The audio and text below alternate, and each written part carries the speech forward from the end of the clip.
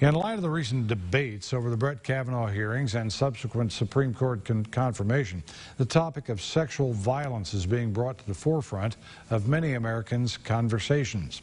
Nicole Christine looked into how one local university is creating a dialogue about sexual violence, and she joins us now with more information on what she found. Nicole? And the message at ISU is being founded in education and advocacy. They feel those are both really important to this issue.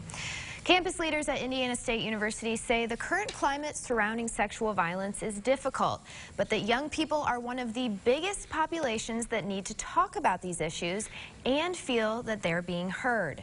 According to the National Sexual Violence Resource Center, 20 to 25% of women and 15% of men will experience forced sex during their time in college, and over 90% of those assaults will go unreported.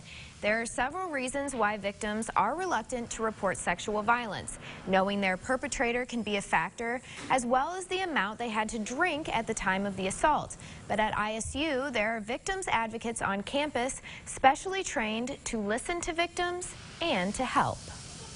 We know that how someone heals is very dependent on how the first person they tell reacts to them. So if the first person they tell reacts to them with disbelief or uncaring, their healing process is going to be damaged. If the first person they tell says, "I believe you, what can I do to help?"